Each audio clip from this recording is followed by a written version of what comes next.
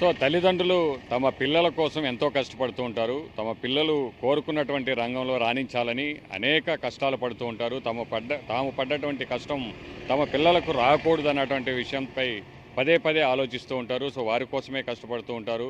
So రోజంతా కూడా శ్రమించినటువంటి కూలీలు కూడా తమ పిల్లలు బాగుండాలనే కోరుకుంటారు. అందుకోసమే ప్రతి రూపాయి కూడా ఖర్చు చేస్తూ ఉంటారు.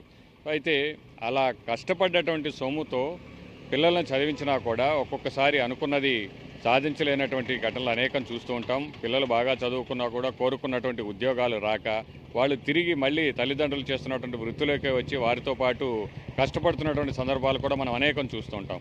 కానీ ఒక కుటుంబం మాత్రం ఎంతటి సంతోషంలో ఉంది అంటే తమిళనాడులో జరిగినటువంటి ఈ విషయం తెలిసిన తర్వాత మొత్తం తమిళనాడే కాదు, మొత్తం యావత్ భారతదేశం కూడా సోషల్ మీడియా వేదికగా ఈ సమాచారం తెలుసుకున్నటువంటి ప్రతి ఒక్కరూ కూడా ఆశ్చర్యపోయేటువంటి ఒక ఉదాహరణ ఇది. సో ఒక కుటుంబంలో ఉన్నటువంటి ముగ్గురు అన్నదమ్ములకు కూడా మెడిసిన్లో ఫ్రీ సీట్ అనేది రావడం అనేది ఈ చర్చకు కారణమైంది. సో తిరునల్వేలి జిల్లా రామ్ కుమార్ అనేటువంటి చేనేత కార్మికుడికి, ఒక సామాన్య కూలి చేనేత కార్మికుడిగా పనిచేస్తున్నాడు. సో అతనికి ముగ్గురు కుమారులు ఉన్నారు. సో పెద్ద కొడుకు వెంకటశ్రీ, అంటే ఆ తర్వాత ఇద్దరు కవల పిల్లలు పుట్టారు, ధరన్, అరుణ్ అనేటువంటి మొత్తం ముగ్గురు పిల్లలు ఉన్నారు. సో ఈ ముగ్గురిని కూడా ఏదో ఒక విధంగా కష్టపడి చదివించి తనకు వచ్చినటువంటి కష్టం పిల్లలకు రాకూడదని భావించాడు.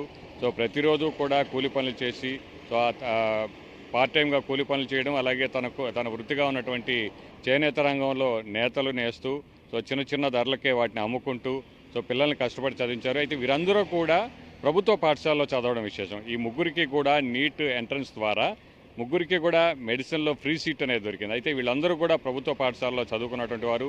అయితే తనకున్నటువంటి ఆ కష్టంతో కేవలం ఆ నీట్ ఎంట్రన్స్ కోసం కోచింగ్ మాత్రమే ఇప్పించగలిగాడు, అది కూడా కష్టపడి. సో ఆ కోచింగ్లో అందరూ కూడా కష్టపడ్డారు.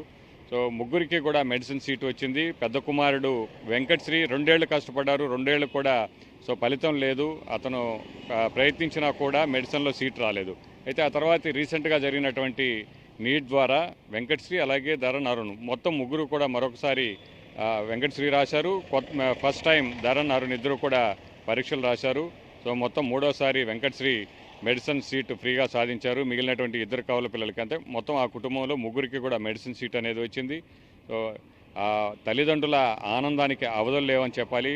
పిల్లల్ని కష్టపడి ఏదో ఒక విధంగా వృద్ధిలో ఉండేలా చూడాలనుకున్నారు, కానీ ముగ్గురు డాక్టర్లు అయ్యేటువంటి అవకాశం వచ్చింది.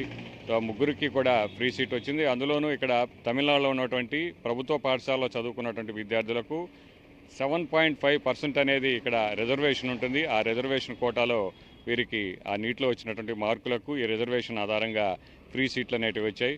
సో మొత్తం తమిళనాడు వ్యాప్తంగా ప్రస్తుతం ఇదే విషయాన్ని చర్చించుకుంటూ ఉన్నారు. కష్టపడి అనుకున్నది సాధించాలంటే, తల్లిదండ్రుల ఆశయాన్ని నెరవేర్చాలంటే సో ఈ పిల్లలే ఉదాహరణగా అందరూ కూడా చెబుతూ ఉన్నారు. సో మొత్తం ఈ ముగ్గురికి కూడా ఫ్రీ సీట్ రావడం, సో కోరుకున్నటువంటి సమీపంలోనే, అంటే తిరునల్వేలి జిల్లా సమీపంలో ఉన్నటువంటి ప్రభుత్వ మెడికల్ కళాశాలలోనే వీరందరికీ కూడా సీట్లు రావడం అనేది వారందరికీ కూడా ఆనందాన్ని కలిగిస్తోంది. సో తమిళనాడు మొత్తం కూడా ఇప్పుడు ఇదే అంశంపై చర్చ జరుగుతోంది.